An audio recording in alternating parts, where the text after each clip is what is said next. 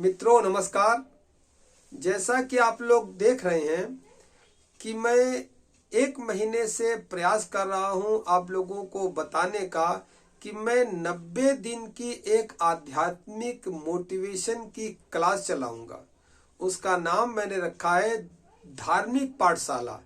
इसमें धर्म के अंतर्गत जितने भी आपके शास्त्र हैं, गीता है, वेद है, रामायण है, उपनिषद है, पुराण है, शिव चालीसा है, दुर्गा महापुराण है, इस प्रकार जितने ग्रंथ हैं, इन ग्रंथों का मैंने अपनी पूरे जीवन में अध्ययन किया है और जो सार तत्व निकल करके आया है वो सार तत्व मैं अपनी भाषा में आपको बताने का प्रयास करूंगा। और केवल मैं बताने का ही प्रयास नहीं करूंगा बल्कि उसके साथ साथ उसके प्रयोगात्मक अनुभव में भी आपको उतारने का एक प्रयास करूंगा। ये जनहित और धर्महित में मेरा प्रयास है। तो आशा करता हूं कि मैं जो व्हाट्सएप पर 90 दिन तक रोज एक लेख डालूंगा तो सभी लेख आप लगातार पढ़ते रहेंगे। ऐसा नहीं है कि आपको पसंद आए तो लेख को पढ़ें, ना पसंद आए तो लेख को ना पढ़ें। अरे पढ़ना ही तो है, 15-20 मिनट में पढ़ लेंगे, क्योंकि समाज के अंतर्गत जैसा मैं देख रहा हूं, जहां पर मैं खड़ा हूं, जिस धरती पर खड़ा हूं, जिस आध्यात्मिक भूमि पर मैं खड़ा हूं, जिस सनातन धर्म की जमीनी हकीकत में मैं खड़ा हूं, यहाँ विभिन्न प्रकार के लोग विभिन्न प्रकार की पूजा पाठ, अलग अलग देवी देवता की पूजा पाठ करते रहते हैं। अब मान लिया मैं कोई शिवलिंग से संबंधित या शिव सूत्र से संबंधित कोई पाठ डाल रहा हूं, कोई दुर्गा उपासक है तो वो कहेगा मैं इस पाठ को क्यों पढूं, मेरे काम का नहीं है। मगर मैं आपको बता दूं, अगर आपने 90 दिन तक बिना नागा मेरे लगातार पोस्टों को आपने पढ़ लिया तो मैं आपको आश्वस्त करता हूं कि आप धर्म के क्षेत्र का एक जो सारभूत तत्व वो निकाल लेंगे कि धर्म क्या, अध्यात्म क्या, परमात्मा क्या, भगवान कैसे मिलेगा, किस प्रकार का उसका अनुभव है, अनंत ब्रह्मांड की शक्तियों से मेरा संपर्क कैसे हो सकता है, या संपर्क से मैं अपनी मानव जीवन में जो हमको परेशानियां विभिन्न विभिन्न स्तरों पर आती हैं, उन परेशानियों का हल कैसे हम निकाल सकते हैं। आस्तिक व्यक्ति है तो कहेगा कि परमात्मा की कृपा से परमात्मा का संपर्क करके उसका हल कैसे निकाल लें। और अगर कोई नास्तिक व्यक्ति है तो उसके लिए मैं कहूंगा ब्रह्मांड की जो ऊर्जा है, इस ऊर्जा से अपना संबंध जोड़ करके, मात्र संकल्प मात्र से जुड़ करके अपने जीवन की समस्त परेशानियों को हल कर सकते हैं।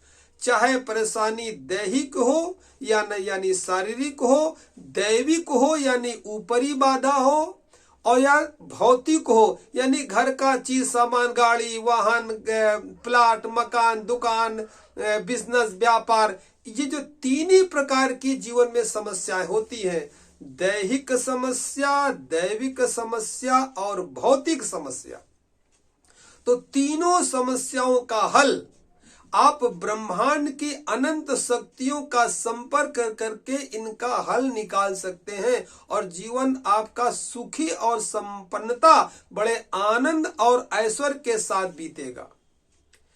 इसी के लिए मैंने एक क्लास चलाई है। तो इसमें आप लोग एक प्रयास में अवश्य करूंगा, जो अभी तक आप पूजा पाठ के नाम पे कर रहे हैं, अगर हो सकता है तो कुछ दिन के लिए वो छोड़ दें, केवल 90 दिन के लिए। क्योंकि जो आपने अभी तक किया है उसका परिणाम आपके पास है। अब अगर कोई नई चीज करनी है तो नए सिरे से तो लेकर के चलना पड़ेगा, कहीं तो श्रद्धा करनी पड़ेगी। मैं ये नहीं कह रहा हूं कि साल 2 साल 3 साल आप लगे रहे, मिला तो मिला, अनुभव हुआ तो हुआ, नहीं तो कोई बात नहीं, मैं ये नहीं कह रहा हूं। मैं केवल आपको 90 दिन का वक्त दे रहा हूं, 3 महीने का वक्त दे रहा हूं। 3 महीने के वक्त में मैं जिस तरह कहूं, अगर श्रद्धा के साथ विज्ञान की कसौटी पर कसते हुए अगर आपने इसको हल कर लिया, तो मैं नहीं कह रहा हूं, 3 महीने के बाद आपका मस्तिष्क खुद कहेगा कि अभी तक जो मैंने जीवन भर किया है और जो 3 महीने में किया है, इसमें अंतर क्या है। तो अंतर अगर आपको शुभ लगे तो इस पे लग जाइए, उसको छोड़ दीजिए। और आपको कोई अनुभव ना हो तो इसको छोड़ दीजिए, अपने प्राचीन क्रियाकलापों पर फिर लग जाइए।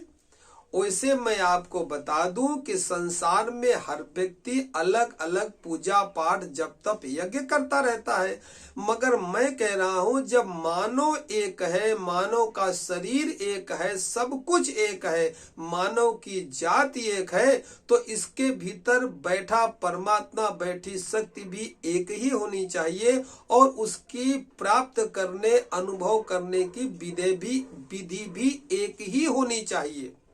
हम कहते तो सब है कि सब एक है, मगर जब पूजा पाठ जप तप यज्ञ शुरू करते हैं तो फिर विभिन्न विभिन्न देवताओं में लग जाते हैं।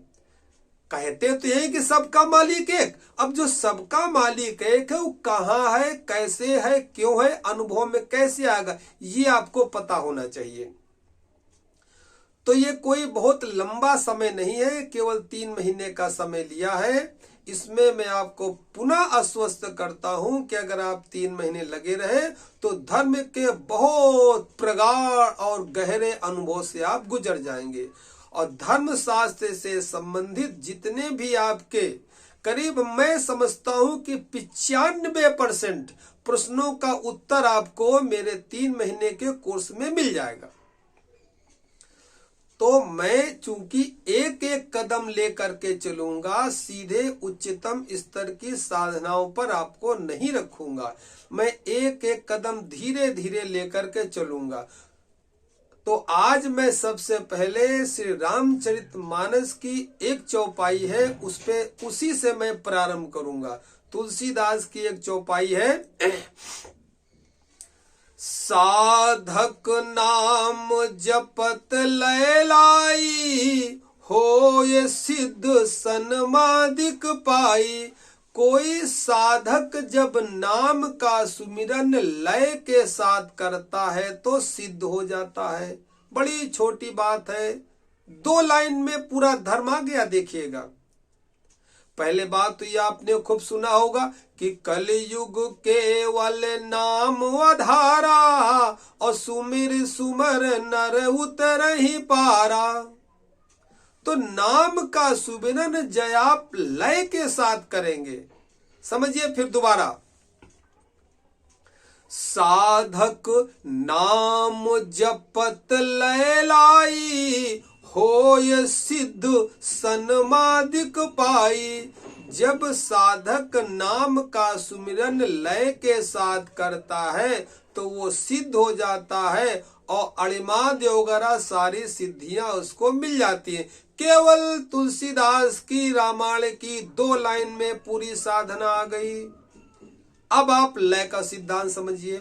आपने हाई स्कूल या इंटरमीडिएट में एक अनुनाद का सिद्धांत पढ़ा होगा, रेजोनेंस, उसको इंग्लिश में रेजोनेंस कहते हैं। अनुनाद का सिद्धांत पढ़ा होगा। अनुनाद का सिद्धांत यह है कि प्रकृति में हर चीज कंपन कर रही है, कोई भी चीज हो, उस वस्तु के कंपन के बराबर अगर हम किसी कृत्रिम विधि से कंपन पैदा कर देते हैं तो एक विस्फोट होता है। जैसे आपने सुना होगा कि सितार वादक जो हैं, सितार वादक अपने सितार से या वीणा वादक अपनी वीणा से संगीत बजा करके बादलों से बारिश करवा देते थे, ये सुना होगा। तो कैसे करवाते थे, मतलब कहने का, आपने तानसेन का नाम सुना होगा। जब तानसेन संगीत बजाते थे तो उनकी संगीत में ऐसी ध्वनि, ऐसी लय पैदा होती थी कि जिस लय से बादल कंपन कर रहे हैं, तो बादलों की कंपन की जो आवृत्ति है, उस आवृत्ति के बराबर जब तानसेन अपने संगीत से लय पैदा कर देते थे तो बादलों में विस्फोट होता था और बारिश हो जाती थी। और भी आपने अक्सर सुना होगा, आजकल जो पॉप म्यूजिक बज रहे हैं, तो अगर जहां पॉप म्यूजिक बज रहे हैं, यहां पर अगर कांच के शीशे वगैरह, कांच के पात्र रखे होते हैं, तो पॉप म्यूजिक बजते बजते उनसे ऐसी ध्वनि तरंगे पैदा होती हैं कि पात्र फूट जाते हैं, शीशे टूट जाते हैं।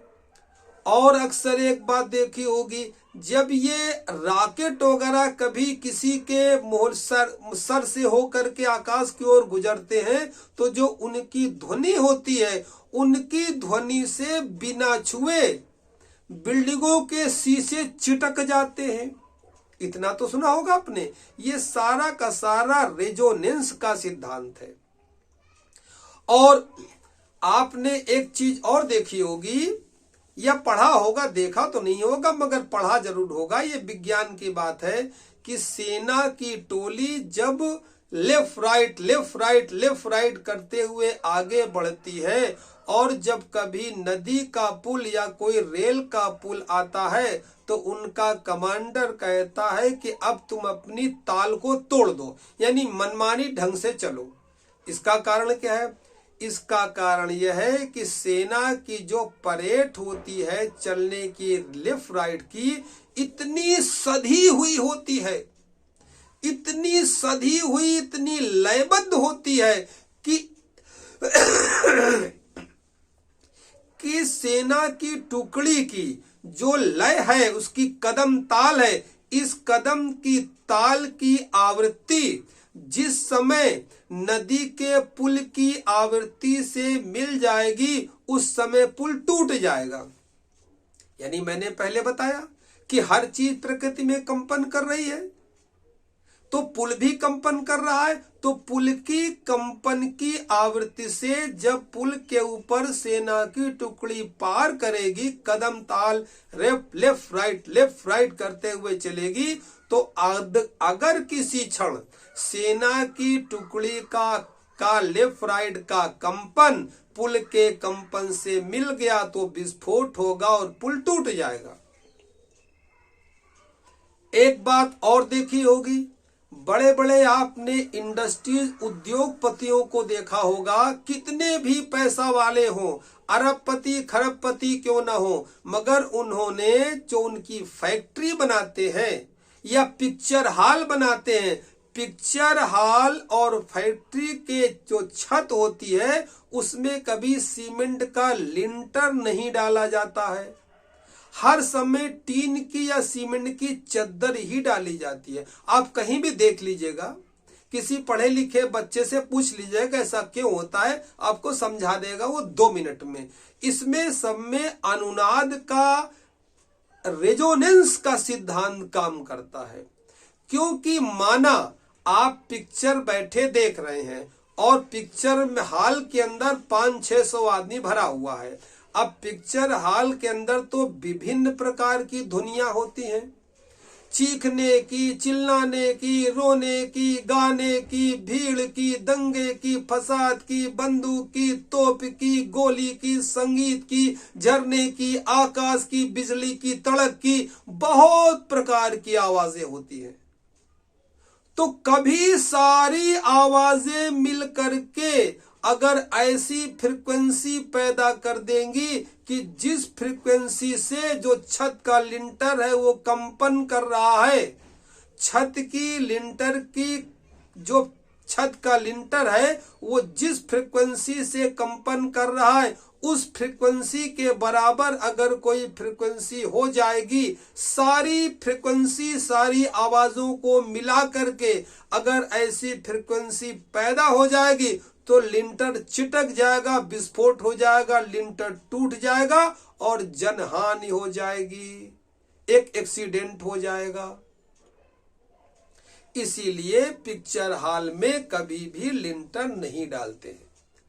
अगर ऐसे क्या होगा, अगर कोई फ्रीक्वेंसी कभी बराबर हो गई, हल्का सा विस्फोट हुआ तो टीन थोड़ी सी हिल गई, हिल करके काम खत्म हो गया।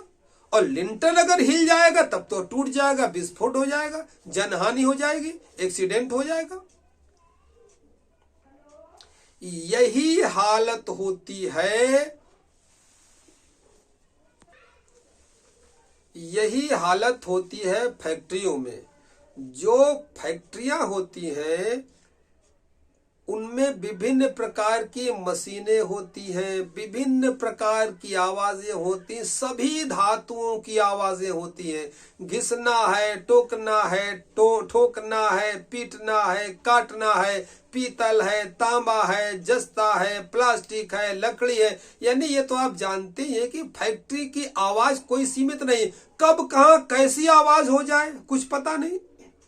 तो फैक्ट्री के अंदर मशीनों की और जो विभिन्न प्रकार की आवाजें होती हैं, इन आवाजों की आवृत्ति फ्रीक्वेंसी, यदि कभी जो फैक्ट्री का, यदि उसमें लिंटर पड़ा हुआ है, यदि फैक्ट्री का जो लिंटर पड़ा हुआ है, छत पड़ी हुई है, तो दोनों की फ्रीक्वेंसी यदि कभी बराबर हो जाएगी तो एक विस्फोट पैदा होगा, और विस्फोट पैदा होते ही लिंटर टूट जाएगा, जनहानि हो जाएगी, एक एक्सीडेंट हो जाएगा।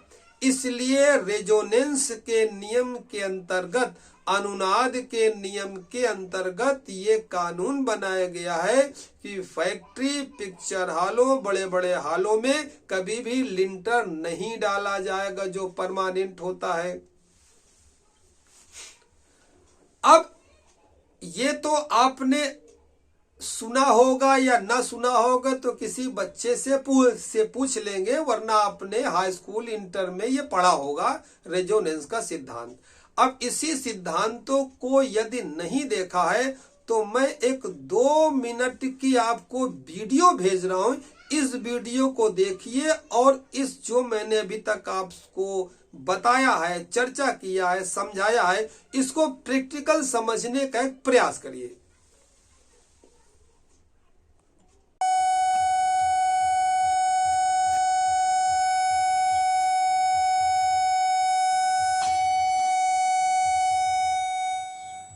glass with your voice, sing at it at the exact pitch it makes when you flick the rim, and wear goggles.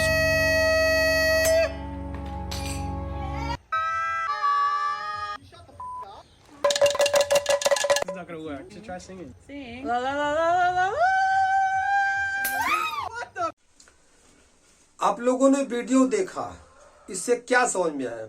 इससे समझ में आया कि जब जो कांच का ग्लास है, इसमें जब कोई मुंह से बोल करके वाइब्रेशन पैदा करता है तो एक ऐसा वाइब्रेशन पैदा हो जाता है कि जिस आवृत्ति की आपकी आवाज है और जिस आवृत्ति से कांच का पात्र कंपन कर रहा है, जिस क्षण दोनों की आवृत्ति मिल जाती है तो कांच का शीशा टूट जाता है।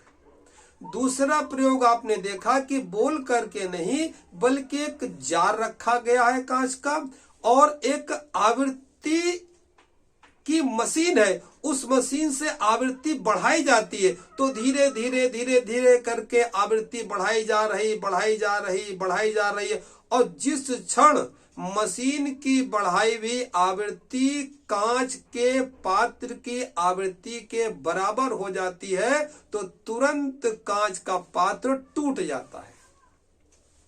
इसी को कहते हैं अनुनाद का सिद्धांत, रेजोनेंस का सिद्धांत, लॉ ऑफ रेजोनेंस।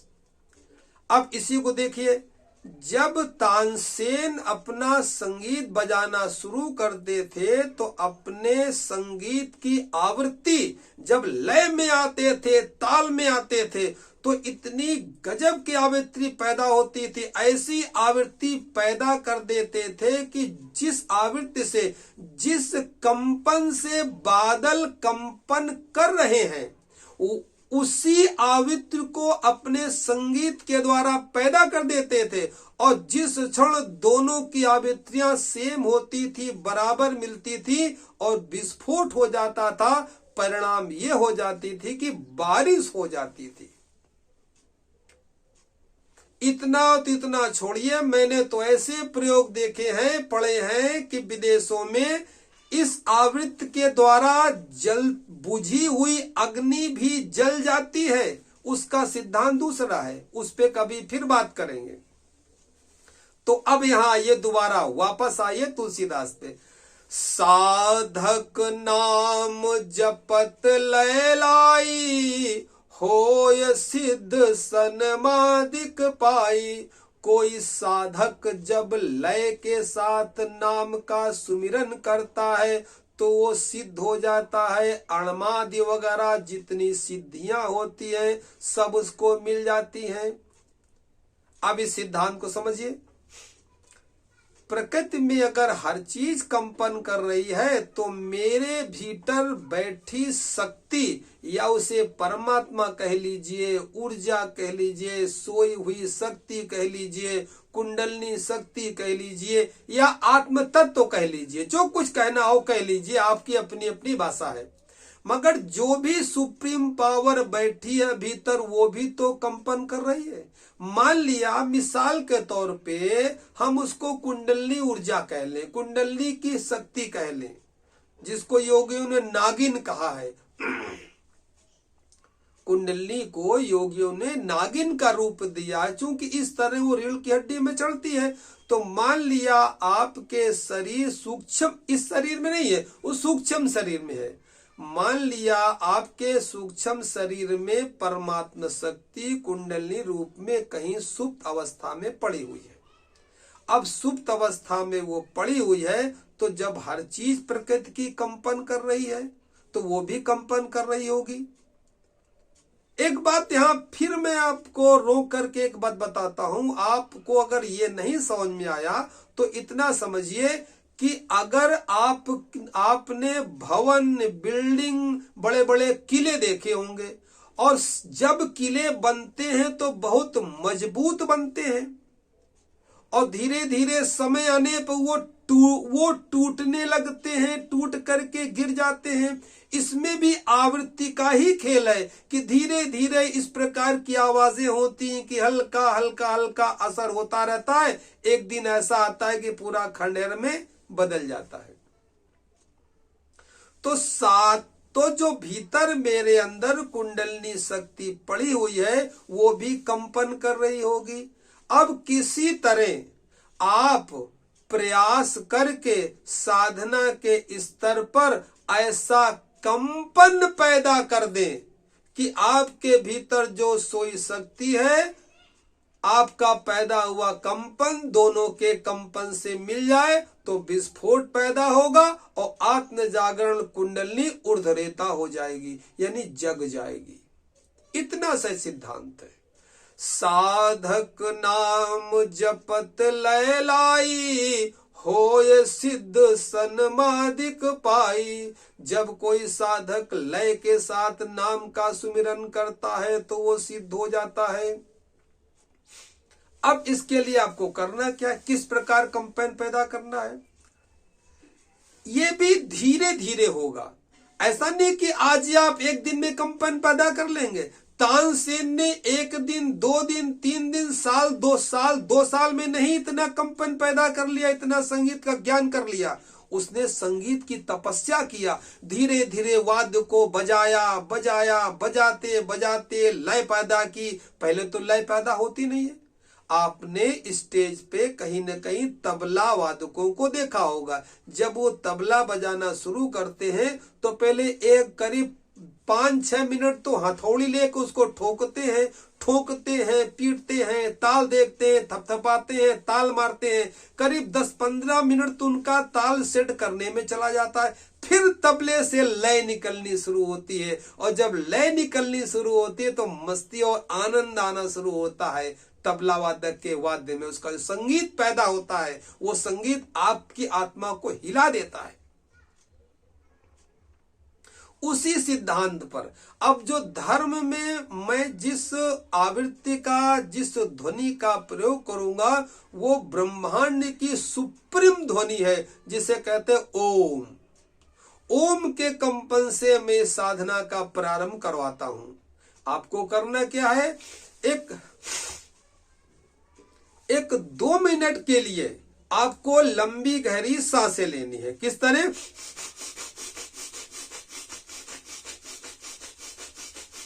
इस तरह पूरी लंबी गहरी सांसें लेनी है 2 मिनट के लिए, ताकि आपकी बॉडी बिल्कुल सेट हो जाए।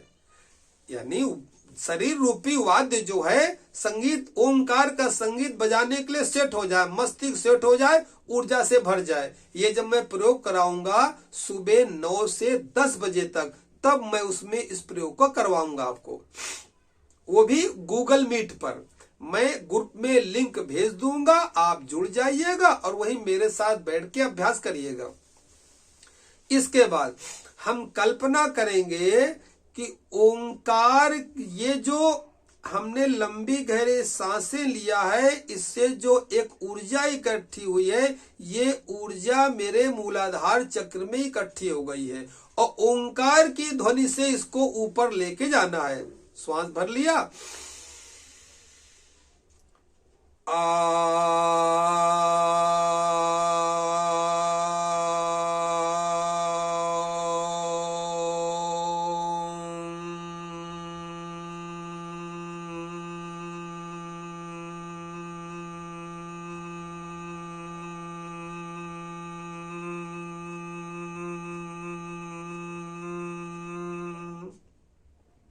पुनः श्वास भर लेंगे और 3 शब्दों का ध्यान रखेंगे, आ, उ और मा। ओम में 3 शब्द है ना, आ, उ और मा। तो जब श्वास पूरी भर के स्टार्ट करेंगे तो स्टार्टिंग में आ का उच्चारण करेंगे, मुंह खुला रहेगा, और इसके तत्काल बाद ओ ले आएंगे और महसूस करेंगे कि मूलाधार से शक्ति उठ करके, यहां से उठ करके ओ करती हुई यहां तक आ गई या कंठ तक आ गई। फिर जब माँ का उच्चारण करेंगे तो मुंह बंद रहेगा, महसूस करेंगे कि माँ का उच्चारण मुंह बंद है। जो माँ का कंपन है, इस कंपन से पूरा ये जो ब्रह्मांड है, पूरा जो मस्तिष्क है, ये कंपित हो रहा है। इससे मस्तिष्क की एक्सरसाइज भी होगी, मस्तिष्क का साइज विकसित होगा, और जब मस्तिष्क की एक्सरसाइज होगी तो मस्तिष्क के जो सुपे गुप्त केंद्र है वो सक्रिय होने शुरू हो जाएंगे, ब्रह्मांड से नाता जुड़ना शुरू हो जाएगा, आपकी मेमोरी बढ़ जाएगी, याददाश्त बढ़ जाएगी, टेंशन तो जैसे चला ही जाएगा। तो ये कंपन आपको करना है और ये सारा कंपन पैदा करना है, एक लहर मारती हुई, जैसे कहते हैं ना कुंडलनी ऊपर उड़ती है सांप की तरह, तो सांप एक लहर मारता हुआ ऊपर उठ रहा है और यहां से यहां, जहां पर शंकर जी के सर से गंगा निकल रही है, यहां से अंत में वायु निकल जाएगी। एक बार पुनः देखिए, श्वास भर लिया,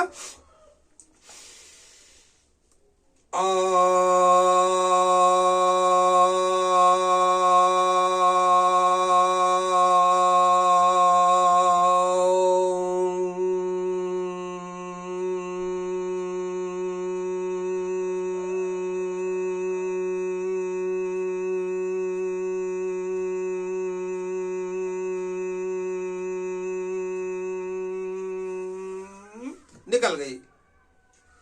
कल्पना यही है, यहां से आई यहां से आई और ब्रह्मानंद से निकल गई।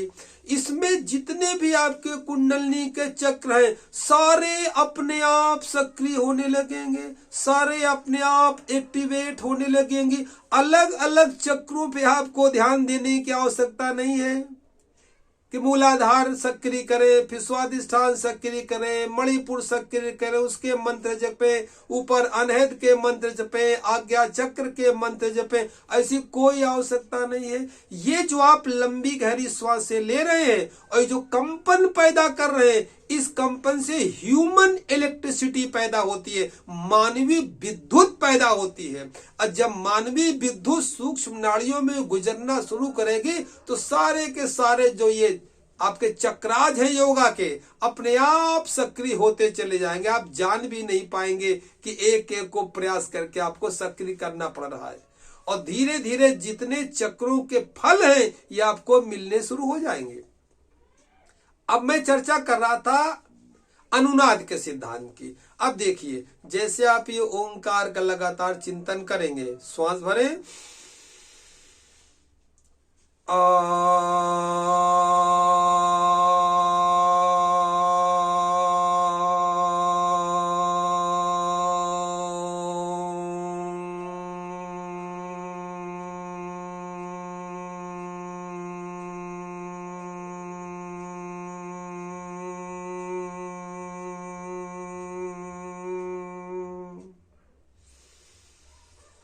इस तरह बिना रुके सहज रूप से श्वास भरनी है। जब आप लगातार ओमकार का चिंतन कर लेंगे तो एक आवृत्ति पैदा होती है, एक ध्वनि कंपन पैदा होता है। धीरे धीरे इसका अभ्यास बढ़ेगा, कंपन सूक्ष्म होता जाएगा, आवृत्ति सूक्ष्म होती जाएगी और सूक्ष्म होती जाएगी, एक लय बनती जाएगी। और जिस क्षण वो लय पैदा हो गई, वो कंपन पैदा हो गया कि जिस कंपन से आपकी कुंडलनी कंपित हो रही है, बस उसी क्षण विस्फोट होगा और आपकी कुंडलनी शक्ति अचानक ऊर्ध्वरेता हो जाएगी। जैसे कहते हैं कुंडलनी का जगना या आत्मबोध का होना, आपकी बुद्धि प्रखर हो जाएगी, आपका IQ बढ़ जाएगा और जिसका IQ बढ़ गया उसके सारे काम तो अपने आप होने लगेंगे। तो यहां से हमको स्टार्ट करना है, तो इसमें कोई जल्दबाजी नहीं करनी है, उतावलापन नहीं करना। ये नहीं कि बस 15-20 दिन में सब काम हो गया।